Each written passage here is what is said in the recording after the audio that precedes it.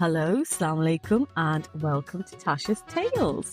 Today's guest is my mother. Want to say hi, Lorraine? Oh, hello there. Good morning, good afternoon, and walaikum assalam. So, me and Mum have just come out for a little drive with some coffee and cake, and I thought it would be a good time to have a little chinwag with her. I wanted to start off by saying, I know I always text you and I always say it in my cards, like how much I love you and how much I appreciate you. But I really, really do. I see what you do every single day and I appreciate it all. You always go above and beyond and you sacrifice so much for not just me, but Ahmed and the kids. I feel like I'm going to cry, but I won't. I'll try and hold back the tears. No, I think, I do. I feel a bit emotional, but I think this is the thing, isn't it? We don't intentionally make time to have these conversations. And I know sometimes it might seem like I'm taking you for granted. And I might be actually, because you are one of the most amazing people in my life. And I see what you do. And I don't want to make it too emotional, but I just wanted to say that, really. Yeah, and I know that. I appreciate that. And at the end of the day, why shouldn't I? You know, you're my life. You know, then obviously Ahmed's become a part of my life. And now I've got two beautiful little grandchildren who mean the world to me. So yeah, why wouldn't I do it? And I wouldn't want it different. It's just nice to know that, you know, sometimes you are appreciated. It is nice. So thank you. No, but it's true. We're struggling to even make eye contact right now because that was a bit emotional. I could actually go on and on and on and on, but I don't want to do that because there's loads of questions I want to ask. So I know you've always wanted me to be a journalist, so this is as good as it's going to get. Mm-hmm. Haven't you always said that you wanted to? I have, yes, yeah. I think even when you were in school, I said, you'd make a really good journalist. I don't think you ever took me serious. No, I didn't. I was like, what does she know? I wanted to go right back to when you were a little girl growing up in Leicester. It's a long time ago. Do you want to tell me what it was like being raised in a mixed race family? I suppose when we were little, though, we didn't realise that we were mixed race. We didn't think anything different. You know, not as being a toddler. Never ever did I think about it. I think it was only after when I came back from Pakistan that I realised I was different.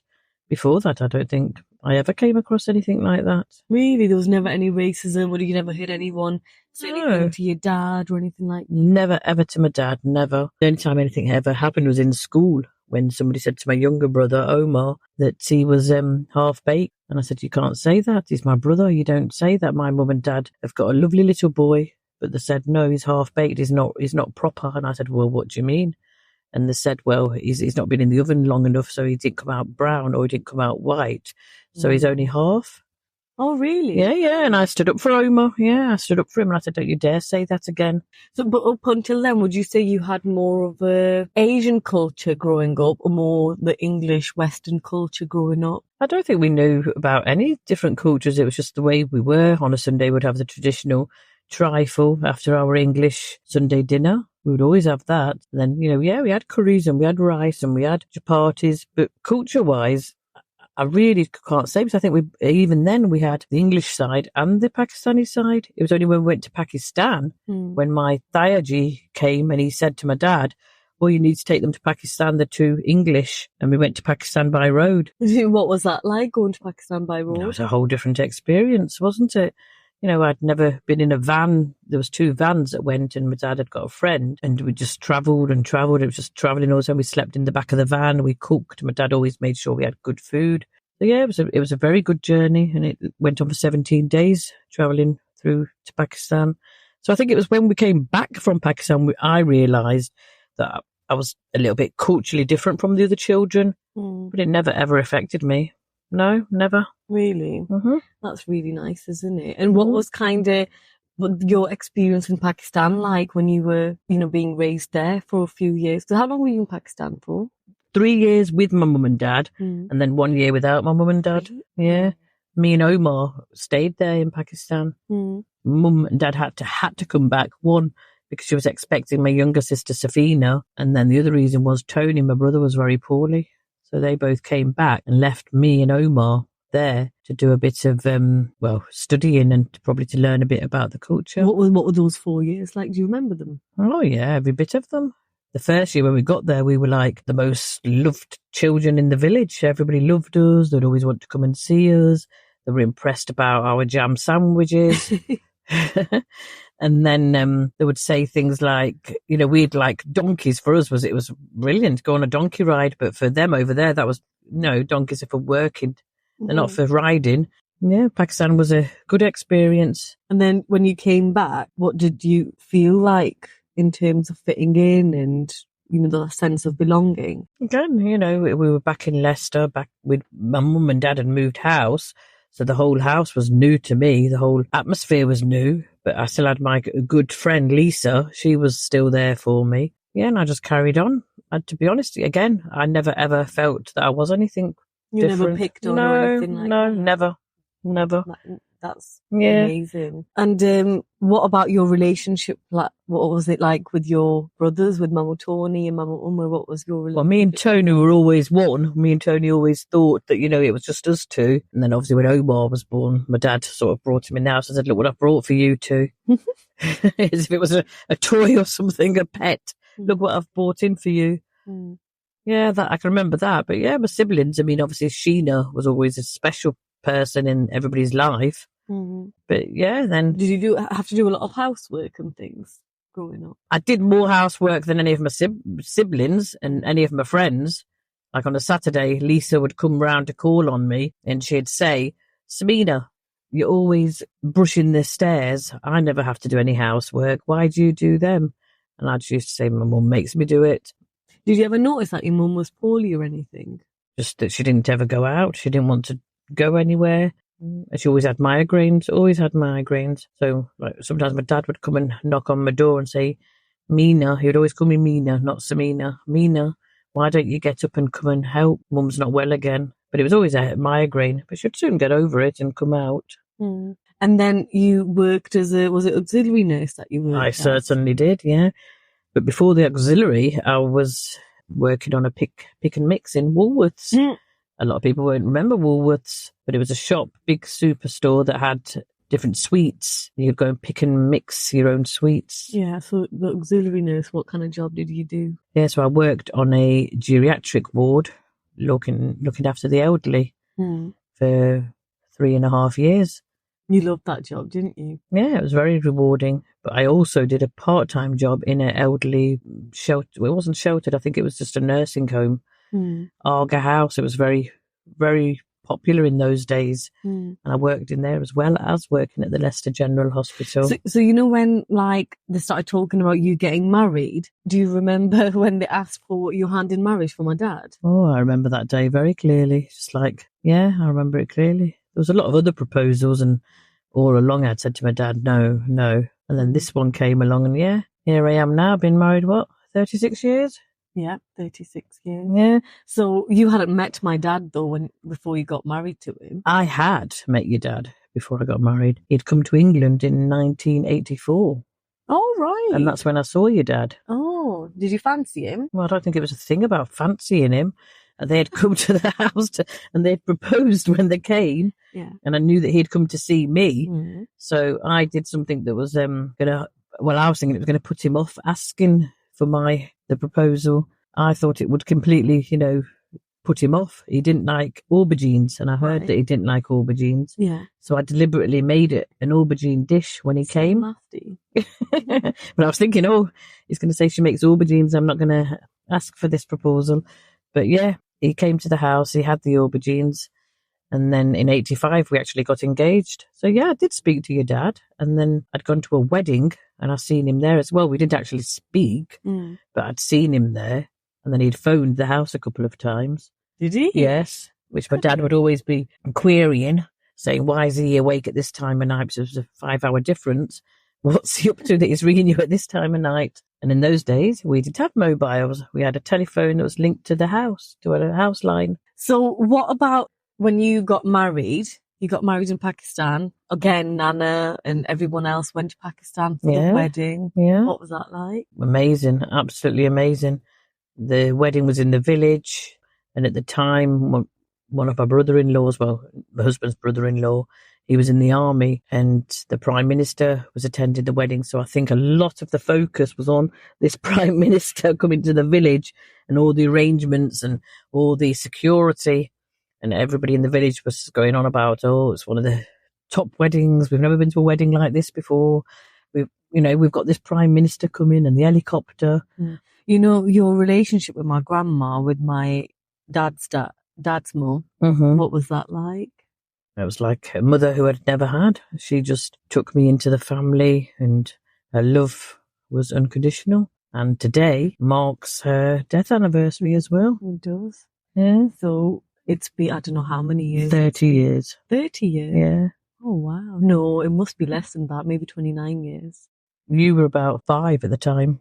Yeah, but no, I remember it's not very often that people have such amazing relationship with their in-laws, but I feel like for you really did have that amazing relationship with her. Yeah, I did. And Do you feel like she was quite vocal? Like, how was her love for you different to how Nana's love was like for you? I think with my mum, she obviously, had other children to think about. And I think a lot of mum's focus was on Sheena at the time. But with Bury and me, who's my mother-in-law, she just used to say, you're my daughter, you've come into my life and you're my daughter.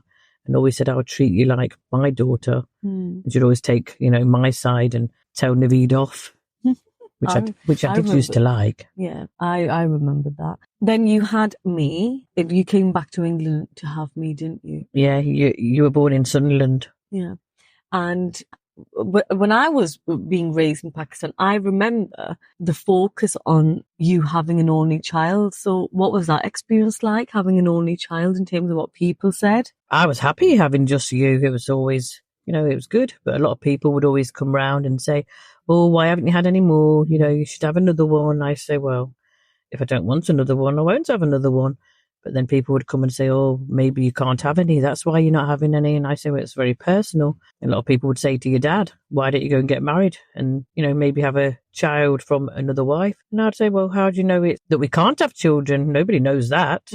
Which, it's a personal thing. I remember growing up that was a massive thing, that even when I was like 16, 17, 18, people would say, Smina, have another kid. Oh, they'd tell me to go to shrines and ask God to give me a child. They didn't tell you. We used to go. I remember really, really clearly going to some religious holy man and eating an apple that he gave. You didn't eat the apple. It was me who was supposed to eat the apple, and then I would have a baby. Did you think you ate it? I just remember. Yeah, no, it was me. Yeah. But I remember being taken to all these random places to try and have another sibling, and I do think that's led to a bit of a chip on the shoulder about being an only child. Obviously, for me, being an only child meant that I had all your love. I had all my dad's love. I had, everyone's love, really. I was spoiled rotten. Well, I certainly don't think I was deprived of anything, because again, I had so many other people in my life as well at the time. Emmett, not Natasha's husband, but Emmett, Dr. Emmett, he was a part of our life. Yeah, your cousin Emmett. He was a part of our life. So, in a way, he was like the son who I'd never had. Oh. Yeah. I wonder if he knows that. I think he does. Yeah, I think he does. I think my dad's side of the family, because obviously my early childhood experiences were with my dad's side of the family. Yeah. Your side of the family. Yeah. And they were always, I think they show their love a lot more. Like, they're very verbal and they're very physically affectionate in comparison to your side of the family. Yeah. No, I agree with that. I suppose we were always there, though, and we were a part of them, weren't we? So it made it just flow naturally.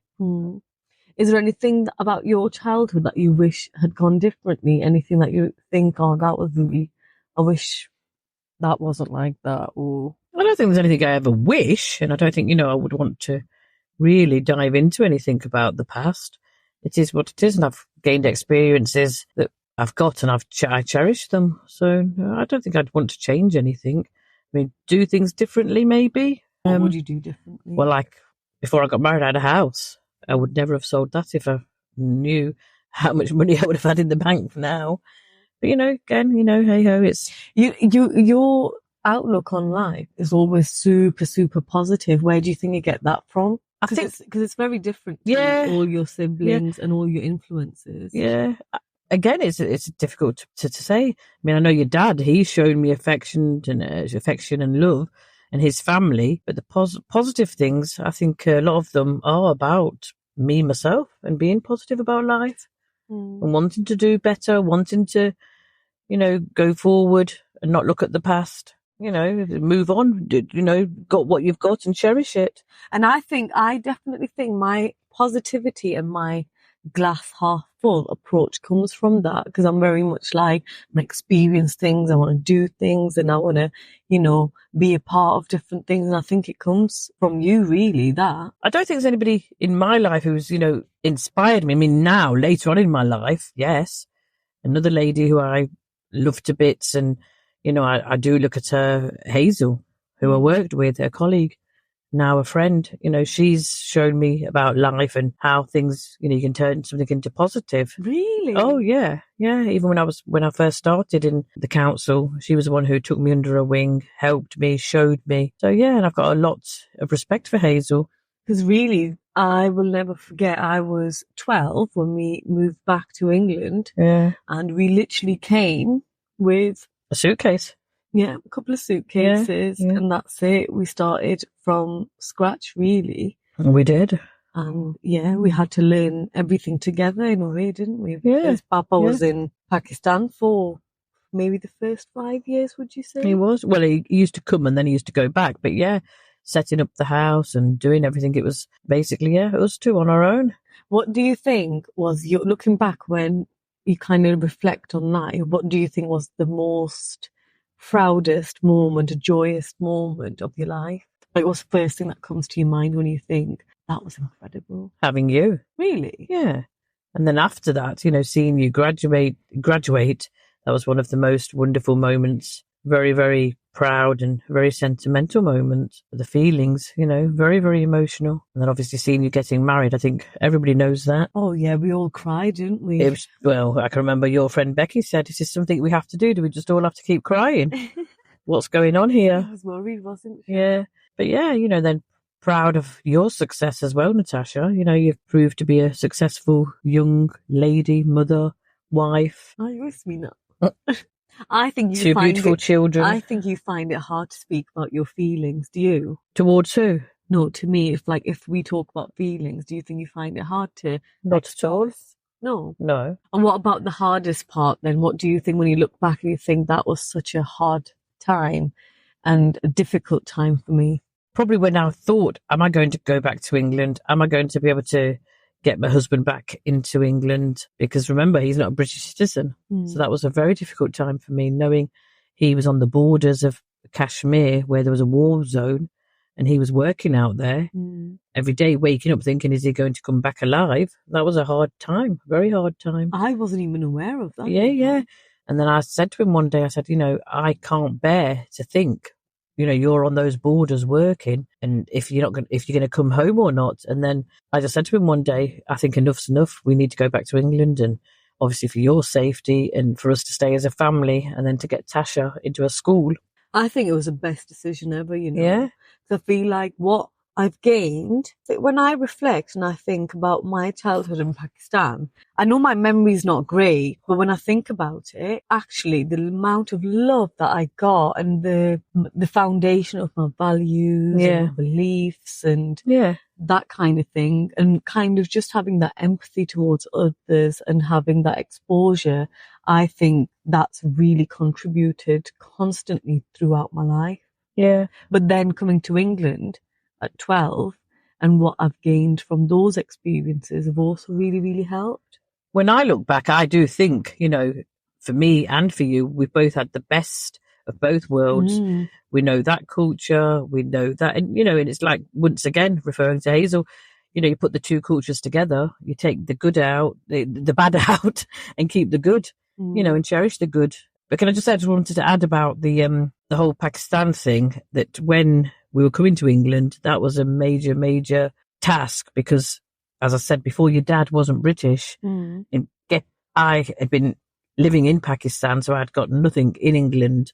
And that was a requirement of the embassy. You had to have a house, you had to have certain money in the bank to get your spouse to England. And I don't know how or who was looking down on us, yeah. But the way we got your dad's visa, it was never heard of. Me and my friend Sharia went to the embassy and just said, we're here to see somebody from the British embassy, walk straight through, which is totally unheard of. You have to go through all security. Went in, told them the case. They said, okay, where's your husband? I said, he's not here, he's in Muzaffarabad. And they said, okay, can you come back tomorrow with him and his passport? And I thought, well, what's going to happen tomorrow? They said, well, come back and you'll get a visa. And that's what happened. They put a visa on his passport. Yeah. So that works out really, really well, didn't it, really? Well, it certainly did, yeah. So again, what you said about, you remember good things about Pakistan and then coming here. Yeah, I've learned a lot since I've come back. Managed to get our own house, managed to have a good job, stable job. And what about being a grandma? How's that changed your life? Being a grandma. Where do I start then? The day Niall was born? I mean, that was traumatic. That was traumatic. Well, yeah, having a little baby in the house after having you, a grown-up lady who was having the baby. So, yeah, just change your life. So all your focus is the children. You just focus on them too. It's all about them. Wherever you go anywhere, you hear children crying, you think it's them. You see children laughing, you think, oh, I wish my grandchildren were with me. When you're cooking, you think, oh, I bet they'd like to eat this. It just changes your whole life, everything about it. Both of them are just, two different characters and, love them to bits. Completely different, aren't they? Oh, yeah, definitely. Love coming to Nanny's house. They're obsessed, aren't they? Going to get away with murder at Nanny's house. Well, if they can't get away with that in mine, where can they? And I think that's a big thing, from my nana and granddad. They gave us unconditional love. So at the end of the day, I've got them memories of what my nana used to do for me. Always having a little barley sugar sweet in her pocket for me. Yeah, she knew that I liked shortbread, so she'd bring that for me. Granddad, who we called Gangan, he'd come to us on his motorbike and, he'd help us, play with us. He taught me to swim. So, yeah, I think, grandparents, they do give the grandchildren things that other people don't. My kids are very, very fortunate to have you and Papa because you're both very active, aren't you? Like even now you will take Niall swimming, you both will be up and about and both of you will happily change nappies and do all of that to give me and Emma some respite. And I am really grateful for that, to be honest. Yeah, when we can help, yeah, why not? Yes, it does tire us out. You do get tired, but then we wouldn't want it any other way. So, yeah, I treasure every minute. On that note, they're going to be with you for the next 7 days. How are you feeling about that? Looking forward to it. I've never had Ria before, so that's going to be a bit of an experience. But Niall, I've got no issues at all. No. The only thing is Ria doesn't sleep at night, does she? Although last night she slept really well. She did, yeah. Well, I think the South Shields sea and the air, hopefully, maybe walk down there on a night time. Will knock her out. Well, it'll help her sleep. What about some of the holidays that we've been on? Oh, amazing. Absolutely amazing. Which one was your favourite holiday that you look back at and you think, I love that time that we spent together? I don't think there's a particular one I can say. They're all equally as beautiful. Every time we go anywhere, something different happens and the memories are there. Niall feeding chickens to Ria wanting me to be in the paddling pools with her, swimming pool. So yeah, being in this country, whether it's abroad, I think they're both equally as beautiful. The holidays we've had are all beautiful. Just spending time with them, isn't it? What is it that you love the most about spending time with them? Well, we see the little funny things they do. We see the positives, the negatives, the ups, the downs, the crying, the laughing. Do you know what I was thinking about when I was kind of thinking about talking to you? Is there anything about the two cultures that you would look back at and think, actually, I learned so much from that particular thing? I suppose the English cultures live and let live, definitely. Definitely, I'd say that's about the English culture. I think Pakistani culture, sometimes there's a lot of criticism. I was thinking about your weight in particular, actually, how people always like to comment on it. I think whether it's your weight or whether it's your facial hairs or, you know, whether you're not having a child, you know, I think all of those things are very personal to people, but people in Pakistan do like to comment on all of those areas. I agree. You I know, think that's hopefully it's changing over the next 2 generations, though, isn't it? yeah, but the weight issue, you know, I mean, that again, it is a personal thing. And I don't think I would go around telling anybody that they need to lose weight because, you know, yeah, sometimes it does upset me when people go on and on about it. Natasha Naveed. Yeah, a little hint there. Yeah, I'm trying my best. I do a lot of exercise. I go to my aqua classes. Don't need to justify it to anyone, Mum.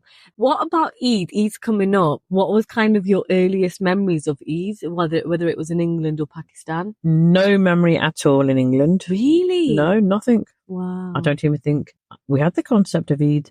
I used to do fasting. I remember I was probably 17. I was working at the Leicester City General. And yeah, I used to break my fast there when I was at work, just to quickly run into the little restroom, have something to eat, and then back onto my job. Yeah, so that was my first memory. But Eid, I really can't remember dressing up, can't remember putting any bracelets on, nothing. What was your earliest memory of Eid where you remember? Must be in Pakistan, yeah. When on Eid you dressed up, you made, you know, this special vermicelli dish, and then people coming round and giving you five rupees. I remember that. Yeah, there they are. Probably my first memories of Eid. I think that's why, for me, it's really important. Would you say you had like a religious influence growing up? Not at all. Really? No, not at all. And any religious influence that you have had, where do you think that's come from? To be honest, I don't think anybody has influenced me with religion. I don't think anybody really talks about religion. I mean, whatever knowledge I've got is what I've just gained through listening to other people. Religious festivals, obviously, they have become more of a family thing that we do now. But yeah, going back to religion, I don't think anybody's influenced me about religion. Anything else you would like to say or add? Well, it stopped raining now. The weather's a bit clearer now. My coffee's finished. So yeah, lovely talking to you, Natasha, and I wish you all the success. And why she's so formal. I look forward to listening to this one as well. Thank you very much. How was the cake that you just had? It was very nice, but I do think we probably should have sat in and had it because really I needed a fork or a spoon with it. But it was nice. Thank you. Thanks, Sammy. Bye.